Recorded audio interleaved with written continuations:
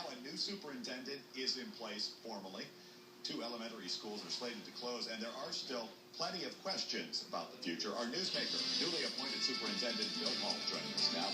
Bill, good to see you again. Thank you for coming in. We appreciate it. Thank you for having me.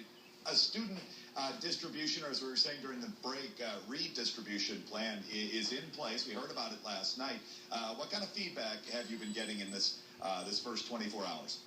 Well, we just rolled out the plan last night at our operations committee meeting, and so the feedback is starting to trickle in, and naturally people are concerned about where their children will end up, where the new boundaries are, and naturally how it affects them as a family. Yeah, because as it's been reported, hundreds of children outside the 2 schools affected will also be affected here. Yes, they will. As I said last night, this is not just about Vernondale and Ridgefield now, the 2 buildings that will be closed, but as a total elementary district as well, everybody will be affected in one way or another. Now, correct me if I'm wrong, the numbers I think I heard last night where you're still hoping to keep class sizes between 23 and 25. Is that correct? Okay. How do you do this without changing class size and 2 fewer schools?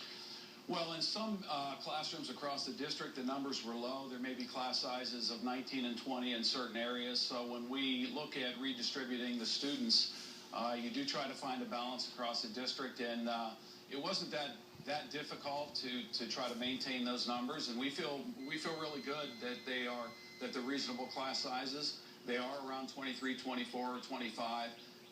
And however, there are a couple pockets out there where there may be a class of 26 or 27, and that's something we're going to have to contend with, and we'll continue to take a look at that moving forward. Let's talk about the teachers and what happens going forward for them. How are the decisions being made regarding teacher assignments?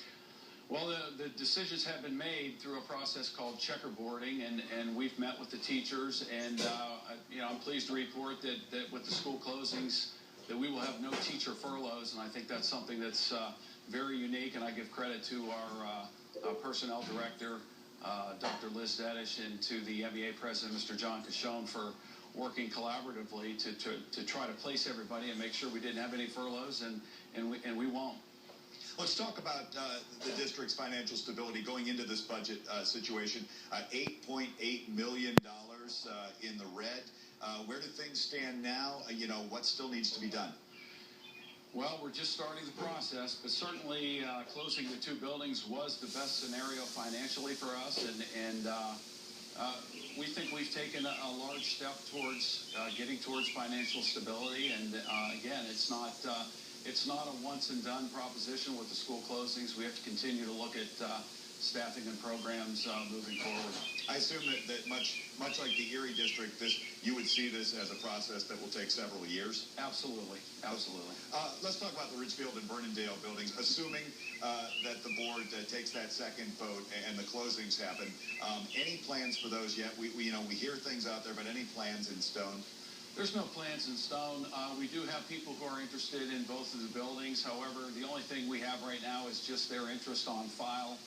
There's still a lot of discussion about what to do with the 2 buildings, whether we do want to look at selling them or possibly holding on to 1 or 2 of them to house some of the programs we have in the district. So nothing etched in stone. We're continuing to take input from the community, and we're just going to have to wait and see on that. Okay, just a couple of seconds left, but I do want to ask, any more cuts to curriculum or staffing that you see on the horizon? I mean, you did say, obviously, that no teacher furloughs, and that was good news. That's very good news. And no, at this point, we've wrapped up all of that, and we feel pretty good that we were able to keep all the staff on hand. Millcreek School Superintendent William Hall, we appreciate it. Thank you very much. Thank you. Up next, monsters.